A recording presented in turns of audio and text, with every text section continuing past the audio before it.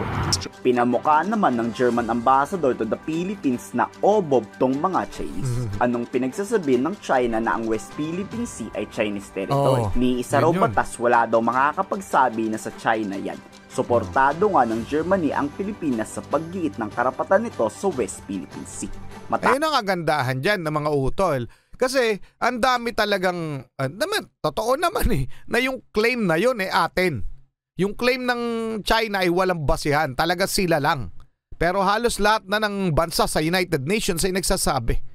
At saka syempre nasa atin talaga yung legal rights. Anyway, mga utol, para malaman natin yung report dito, at pumunta muna tayo dito sa Tribune Now, no? Ayan, no? German Navy arrives in Manila. Ayan po yan. Dumaan na yan. Ayan mga utol. Yan yung barko ng barkong pandigma ng German. Mga karunungan, kaalaman, teorya, kasaysayan, hiwaga at mga bagong tuklas. Alamin natin. Bakit nga ba nagatrasan ang mga barko ng China sa Baho de Masinloc o sa Scarborough Shoal, mga utol? Natakot nga ba ang China o tumutupad nga ba sa usapan? Yan ang ating alamin mula kay Mel's Castle. Pakisubscribe siya, pakilike na rin yung video. Siyempre titingnan natin yung report tungkol dito dahil may 2 German warship ang dumating sa Maynila. Doon nga ba natakot ang China? Game na. German Navy frigate at combat warship ng Germany dumaong sa pier sa Maynila. Etong 2 barkong pandigma na to yung nagpataranta sa Chinese Navy matapos dikitan. Anong ginawa ng China? Wala nga. Tapos kusa pang lumayas ang China sa dadaanan ng Germany. Dito inakasahan tuloy ng Chinese Foreign Ministry ang Germany. Inilalagay raw sa delikadong sitwasyon ang buhay ng mga incheck. Dumaan rin kasi to sa Baho de Masinloc na sakop ng West Philippine Sea pero walang nakitang China Coast Guard. Ano mga utol? May sasabihin na naman ang China at eto na yan, di ba? Kasi alam naman natin na sa tuwing may darating na mga barko, mga naval ship mula sa ibang bansa ng ating mga kaalyado, sasabihin nila ng China na yun yung pampagulo. Kaya nagkakaroon ng gulo. Pero ano nga ba ang katotohanan? Ang pangpagulo dito ay ang China, ha? Mga utol, alam naman natin yan. Huwag tayong magpapaloko dito sa mga lintik na Chekwa pinagsasabi nitong mga to. Okay, ayan na naman. Baka binalaan na ng China na magsilayas kayo dyan, kapwa ko mga incheck, may kalaban tayong dadaan. O diba, pag sa iba mga duwag yang China. 我们尊重各国依据中国法律和包括联合国海洋法公约在内的国际法在相关海域享有的航行权利。 Bakit nire-respect daw nila? No? Balik lang natin ha.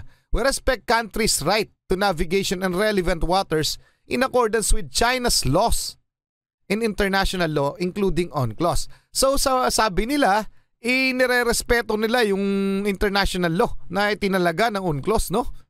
Pero ang ayon sa UNCLOS, yung 200 nautical miles. Pero hindi nila yung nire-respeto. Di ba? Diyan pa lang contrary na yung statement nila sa kanilang ginagawa. Doon pa lang alam na nating leche kausap tong mga to. 'Di ba mga utol? Ayan oh. Pero hindi nila yung arbitral ruling na nilabas na nagsasabing sakop ng soberanya o may sovereign rights ang Pilipinas sa mga teritoryo na kanilang inaagaw. Di ba galing yun sa UNCLOS? Di ba galing yun sa international law? Tapos ngayon nire-respeto daw nila, pero sabi nila dati wala silang pakialam doon sa nilabas ng arbitral ruling dahil yun daw ay void. At hindi daw nila yung ginagalang. Lintik ng mga to, di ba? Kakaiba 法公约在内的国际法在相关海域享有的航行权利，但坚决反对打着航行自由的旗号挑衅和危害中国的主权和安全。 Agad namang pinalagan ng commander ng German Navy ang paratang ng Chinese. Anong nilalagay sa delikado ang buhay ng mga incheck? Wala raw ginagawang dangerous action ang Germany. Totoo Dumaan yun. lang ito. Di ba? Totoo naman yun itong mga to talagang yung sila, mahilig silang maghugas kamay itong China pagdating sa mga usapin na yan. Sino ba naglalagay sa peligro ng mga grupo dyan, ng tropa dyan, dyan sa West Philippine Sea? Di ba sila? Sila yung gumagawa ng mga maling hakbang, mga dangerous maneuvers. Sila gumagawa ng pagbangga. Sila water cannon. Di ba sila lang? Wala namang ibang gumagawa niyan. Ginawa ba yan ng US? Ginawa ba yan ng Pilipinas? Ginawa ba yan ng Japan? Ginawa ba yan ng China, ng Germany? Wala po. Sila. Takot sila sa sarili nilang multo. Takot sila na gawin sa kanila yun. Di ba? Paanong nilabag nito ang karapatan ng China? Exercising our right to navigate on the high seas and international waters. Obviously, we got some attention from the Chinese Navy, but this was somehow, I would say, safe and secure. Pinamukha naman. Ano sila eh? Si itong China, mahilig silang gumawa ng sarili na multo. Takot naman silang harapin. 'Di ba? Hindi nga sila dumaan lang. Dumaan doon sa... Tapos sasabihin nila, etong mga Western countries, syempre, number 1 yung US, ang nagpapagulo dito sa Asia Pacific, di ba? But this was somehow, I would say, safe and secure. Pinamukha naman ng German ambassador to the Philippines na obob tong mga Chinese. Anong pinagsasabi ng China na ang West Philippine Sea ay Chinese territory? Ni isa raw batas, wala daw makakapagsabi na sa China yan. Suportado nga ng Germany ang Pilipinas sa paggiit ng karapatan nito sa West Philippine Sea. Ayun ang kagandahan dyan ng mga utol. Kasi ang dami talagang, totoo naman na yung claim na yun atin. Yung claim ng China ay walang basihan. Talaga sila lang. Pero halos lahat na ng bansa sa United Nations ay nagsasabi. At saka syempre nasa atin talaga yung legal rights. Anyway, mga utol, para malaman natin yung report dito, at pumunta muna tayo dito sa Tribune Now, no? Ayan, German Navy arrives in Manila. Ayan po yan. Dumaan na yan. Ayan mga utol, yan yung barko ng barkong pandigma ng German na siyang iniiyak nitong China. Kung bakit umiiyak itong China. Ayan Okay? So, yan na mismo. Pinahita ko lang sa inyo para sa legitimacy. So, tapos umiiyak sila na ginagalang nila ang international law, pero yung China law may batas silang sarili. Okay naman yun. Pero yung nagsasabing kanila yung mga teritoryo na yun, malaking kalukuhan yun. Itong West Philippine Sea, malaking kalukuhan yung mga pinagsasabi nito. Okay? Pa-comment ang inyong opinion. Mamaya babasahin natin yung report ng Inquirer.net tungkol sa pagdating ng German Navy warship dito sa Pilipinas. Tatandang kinakatakutan ang Germany noong World War II. Germany is far away from the Philippines, but this water is important to us. And China, I might recall, is also sending its navy to other parts of the world which are not close to China. And every claim by China that this is their waters is internationally, it is wrong from the standpoint of international law. Handa ang Germany ipaglaban ng Pilipinas kung kinakailangan. Dapat raw mapanatili ang free at open Indo-Pacific doon na dinidiktahan ng mga Chinese. Totoo. Nagpapasalamat naman ang Germany sa warm welcome na ibinigay ng mga Pilipino. This Indo-Pacific Deployment 24 is a clear symbol of Germany's commitment to the international rules-based order, to the freedom of navigation, to the freedom of passage everywhere in the world.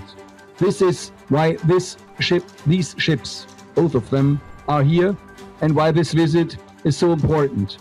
As you know, Germany is the third biggest trading nation in the world and is very much dependent on the freedom of navigation, on free shipping routes all over the world, but also and particularly in the South China Sea. Ayan mga utol. At yun ang pinipilit na kontrole ng China.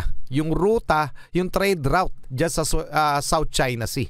Gusto nilang makontrol, nang sa ganun, makokontrol nila ang komersyo sa halos kabuuan ng mundo. 'Di ba? Napakalaking bagay sa kanila. Kaya kahit hindi sa China na mga teritoryo ay inaangkin na nila. Yun po talaga. Yun lang yung numero unong dahilan yan. At hindi yan mapapayagan ng halos lahat ng malalakas na bansa na makontrol nila yun. Siyempre, di ba? Kita mo, sabi mismo ng Germany na umaasa rin kami sa trade route na to. No, hindi namin papayagan na angkinin na lang to ng China, di ba? Layo-layo na mainland China dito sa inaangkin nilang teritoryo at yun nga, kakampi natin ng batas, yung international law, kakampi ng Pilipinas doon sa claim na yun. At ang China, walang ibang ebidensya o walang ibang legal claim sa mga nilang inaangkin na teritoryo, walang kahit ano, kundi yung salita nila at kagustuhan nila na maangkin. Ganong kalintek, di ba? O, basahin muna natin, no? Eto, sa Inquirer.net. German Navy ships in PH. Okay? Mula to sa Inquirer.net. Okay? A pair of German Navy ships are making a goodwill visit to Manila for the first time in more than 20 years. Na frigate Baden, hindi ko pa kayang basahin yan, Württemberg, and the replenishment ship Frankfurt AM main dock at Pier 15 in South Harbor on Monday, just days before the they transited the Taiwan Strait and South China Sea before heading to the Philippines, challenging China's claim to the control of the waterway. O, di ba? Challenge na nila yung control ng China sa dito sa lugar na to, di ba? Wala naman silang magawa. Bakit hindi nila binuli? Bakit hindi nila hinarang, di ba? Kung talagang, pumapasok kayo sa teritoryo namin, bakit hindi binuli ng China tong Germany? So again, this is to underline our commitment to the international rules-based order. This is to underline our solidarity with our Filipino friends, nice one, with all those countries and partners who protect and promote the international rules-based order and the freedom of navigation. Let me say thank you once again and welcome once again to our German friends from the Navy. I'm sure they will experience Filipino hospitality in the Maraming sumusuporta sa Pilipinas pagdating sa gulo. Sana lang talaga pag dumating ang oras na magkagera, pero wag naman sana may aasahan tayong tulong mula sa kaibigan nating mga bansa. Di mga utol, napakarami nating kakampi. Palagay nyo ba pagdating ng nagkabakbakan na, tutulungan nila tayo lahat? Ano sa palagay nyo mga utol? Pero yun yung unang-unang kinakatakot ng China, yung mga kaalyado nating bansa. Paki-comment ang inyong opinion. Maraming salamat, Melvs Castle. Maraming salamat sa inyo. Muli ako sa Target Achilles in behalf of the Real South Pride Production. Ako nagpapasalamat sa walang sawa niyong pagsuporta. Kayo mag-ingat, keep safe, God bless at saludo po ako sa inyo lahat. Maraming salamat.